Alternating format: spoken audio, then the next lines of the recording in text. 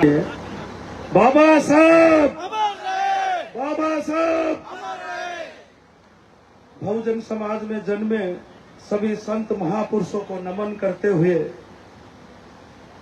संविधान के निर्माता बाबा साहब भीमराव अंबेडकर की 135वीं जन्म जयंती के अवसर पर आज समिति जो अंबेडकर समिति है उन्होंने जो बहुत बड़ा दिव्य और भव्य आयोजन किया। ऐतिहासिक यात्रा शहर के प्रमुख मार्गों से आपने बड़ी ही शालीनता के साथ सर्व समाज के लोगों को साथ लेकर निकाली। ऐसी समिति को और ऐसे समाज को मैं नमन करता हूं और साथ ही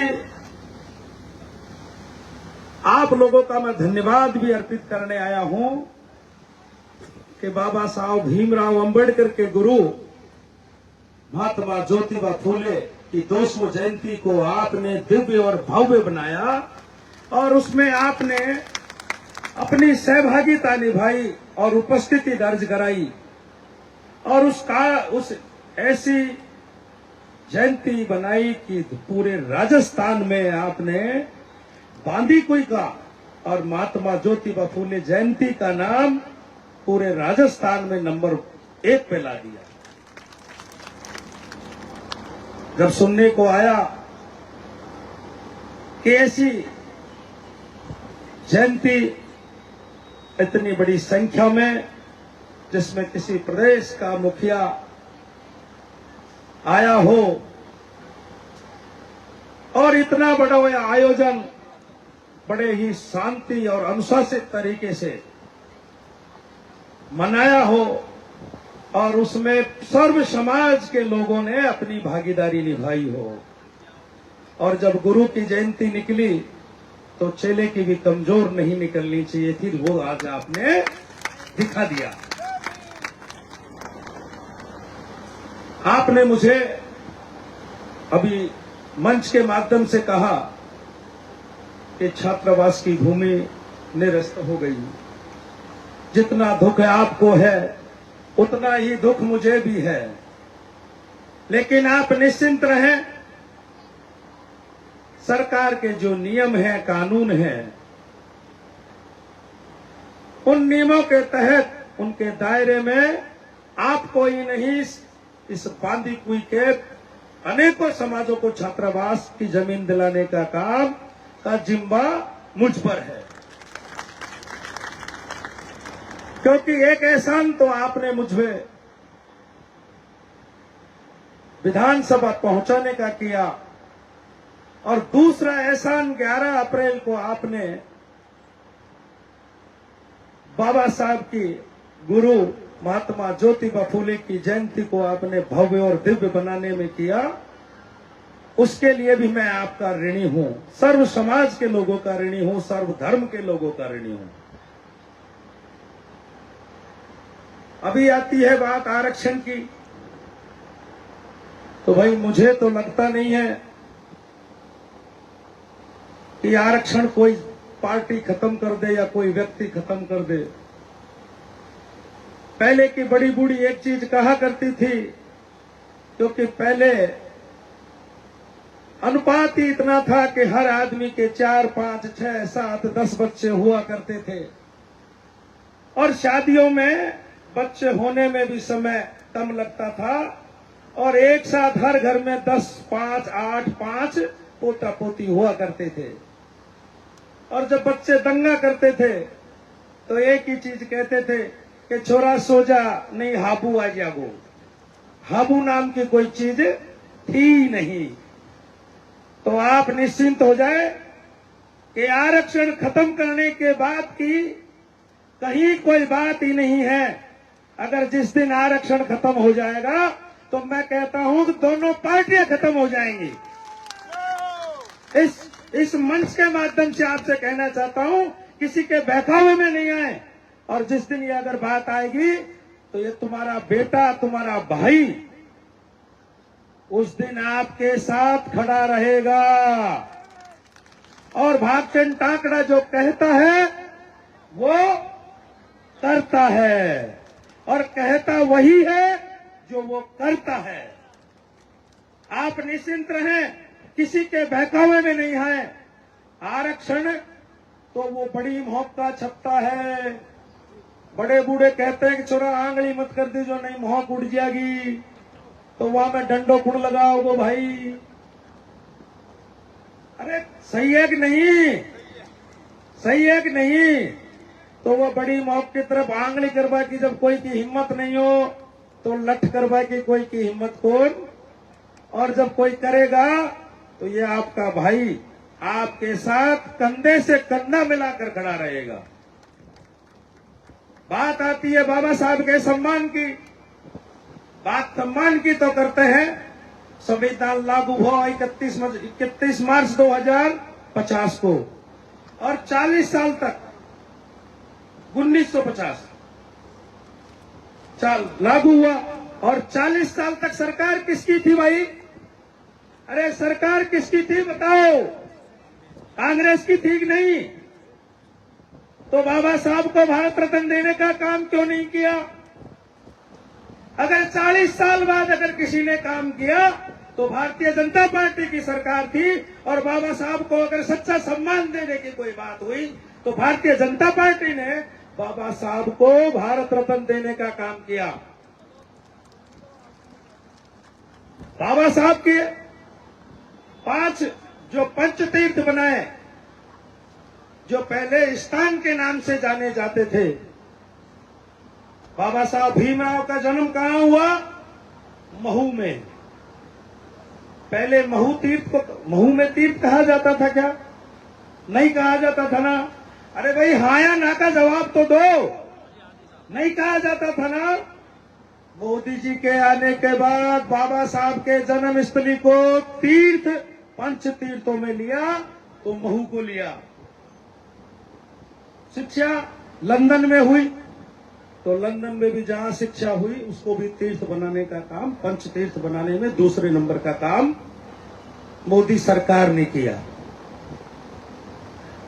तीसरा, दीक्षा उन्होंने कहां ली? जब बौद्ध दीक्षा ली तो नागपुर में ली।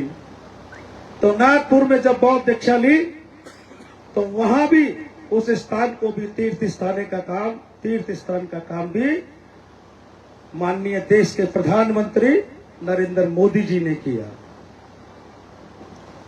चौथा, दिल्ली में महापरिनिर्वाण तीर्थ बनाया तो भी मोदी जी ने बनाया। चैतन्य भूमि जहां उनकी समाधि है मुंबई में, उसको भी तीर्थ स्थान बनाने का काम किया तो भारतीय जनता पार्टी की सरकार के प्रधानमंत्री नरेंद्र भाई मोदी ने किया। बातें करते हैं कि हमने ये किया वो किया, लेकिन बात आए आमने सामने आए कहां किसने क्या चीज की। बात करते हैं संविधान की। मैं संविधान के साथ खड़ा हूं और वो नियम जो आए मैं तो ताजुब करता हूं। संविधान को आज 75-76 साल हो गए। 3 साल पहले एक राजेंद्र जी हैं, कहाँ है राजेंद्र जी? अभी तो यहीं खड़े थे, गागरवाड़ा। एक दिन रात को इन्होंने मुझे फोन किया कि भाई साहब एक हमारी बारात जा रही है और गांव के लोग इस दूल्हे को घोड़ी पे नहीं जाने दे रहे हैं। मैंने बसवा एसएचओ को कहा या तो 25 मिनट में आप इस दूल्हे को निकाल के आओ, नहीं तो बांदी कोई छावनी बन जाएगी। रात को 10:30 बजे इन्होंने फोन किया, 11 बजे निकली कि नहीं निकली? राजेंद्र जी मैं क्या कह रहा हूं, निकली कि नहीं निकली? घोड़ी पे बैठ के गया कि नहीं गया? अरे कौन से इतिहास में सो रहे हैं, कौन से युग में सो रहे हैं? आजादी के 75 साल बाद भी। और एक चीज आप मन से कहना आज से ही बंद कर दीजिए कि दबा कुचला समाज, ये आज दबा कुचला समाज नहीं है। और जब तक आप दबे कुचले आपके मन में रखेंगे तो आप दबते ही रहेंगे। जिस दिन इस गुलामी से दूर हो जाओगे उस दिन आपको कोई दबाने वाला माई का लाल इस दुनिया में पैदा नहीं हुआ। बाबा साहब ने संविधान दिया है आपको, और उस संविधान में आपको जीने का और अपने अधिकार मांगने का पूरा अधिकार है। आप किसी के आगे झुकने की कोई आवश्यकता नहीं है। आपके साथ आपका भाई कंधे से कंधा मिलाकर चलेगा। आज सुबह जब मैं आया तो मुझे कहा कि भाई साहब, हमारे जो आता है झंडी दिखाकर चला जाता है। मैंने कहा यार भाई साहब, आप कहते ही यही हो कि झंडी दिखाने आ जाना। तो क्योंकि मेरा आपसे देखो पुराना नाता है, 2018 में जब मैंने बहुजन समाज पार्टी से चुनाव लड़ा तो शायद दुनिया आगरा तक चाबी बनाने चले गई थी कि आगरा में हरिशन के ताले, आगरा अलीगढ़ तक इस ताले की चाबी कहाँ मिलेगी, लेकिन वो चाबी कहीं नहीं मिली। और आप लोगों ने मुझे इतना सहयोग किया कि उसका एहसान, मेरे पास एक पुराना भी आपका एहसान मुझ पर है कि जो मेरी पेटियों में आपने 45,000 वोट डाले, जिससे मुझे आगे बढ़ने का अवसर मिला। और आपके उस सहयोग से इस राजस्थान की सबसे बड़ी महापंचायत, और यानी कि आपने मुझे भेजा, और आपने मुझे भेजा है, आप निश्चिंत रहे, आपकी पूरी वकालत आपका ये बेटा करेगा, आपका भाई करेगा। मैं आपसे ये वादा करता हूं। आपने कहीं छात्रावास के पूरे प्रदेश में कोई भी कारण रहे हो, आप लोगों ने मुझे सीमा ज्ञान के लिए कहा, भाई छात्रावास पिछली सरकार में हुआ है, इसमें कोई मन में संचय होने नहीं चाहिए। आपने कहा भाई साहब इसका सीमा ज्ञान नहीं हो रहा, हमने 2 बार फाइल लगा दी। मैंने कहा भाई क्यों नहीं हो रहा? मैं कहते भाई पता नहीं। मैंने कहा अब आप एप्लीकेशन लगाओ, ऑनलाइन करो, 2 दिन या 3 दिन में आपका सीमा ज्ञान हो जाएगा। आपका सीमा ज्ञान जब आपने कहा कि जाब्ता चाहिए, हुआ कि नहीं हुआ कि नहीं हुआ? लोग व्हाट्सएप पे क्या क्या लिख रहे हैं कि उसने करा दिया और उसने करा दिया, लेकिन है जिसको तो मानना ही पड़ेगा भाई। दूसरी बात, आपने कहा कि भाई साहब हम जयंती वहां बनाएंगे, कहा कि नहीं कहा? आप लोग 25 लोग गए, परसों तक आपको परमिशन नहीं दी। मैंने क्या कहा आपसे? मन की परमिशन मिले या ना मिले, सरकार आपकी हमारी है और मैं रहूंगा साथ में। आपके अगर टेंट का कोई एक पर्दा भी खोल दे तो वहीं मेरे कपड़े खोल देना आप। आपने कोई तब्बू जनप्रतिनिधि नहीं चुना, आपने जो चयन किया है, अगर नियम में आती है तो मैं आपके लिए लड़ाई करूंगा। आप निश्चिंत रहें, आपके समाज की छात्रावास की जमीन भी जो नियमों में है वो पूरी होगी और जल्दी होगी। क्या कमियां रही, क्या खामियां रही, मुझे उस पर नहीं जाना है, लेकिन एक तो ये आरक्षण के बहकावे में आपको कहे ना, ये चीज भूल जाओ आप। आरक्षण किसी के माई ने दूध पाया ही नहीं जो आरक्षण खत्म कर दे यार। ये दोनों पार्टियां खत्म हो जाएंगी अगर मैं आपसे इस मंच के माध्यम से कह रहा हूं। जिस दिन किसी ने अगर आरक्षण खत्म करने की बात की तो कितनी बड़ी संख्या है, कोई नहीं चाहता है इस चीज को। सरकार बनाना सब चाहते हैं, लेकिन सरकार से जाना कोई नहीं चाहता। ये गलतफहमी दूर कर दो आप आज से ही कि जब भी कोई आपसे विपक्ष का आदमी आरक्षण की बात करे तो उससे कह देना कि आरक्षण खत्म ही नहीं होगा ये, और होगा तो उस दिन पार्टियां खत्म हो जाएंगी। दोनों में से एक काम होगा, या तो आरक्षण खत्म होगा या ये पार्टियां खत्म हो जाएंगी।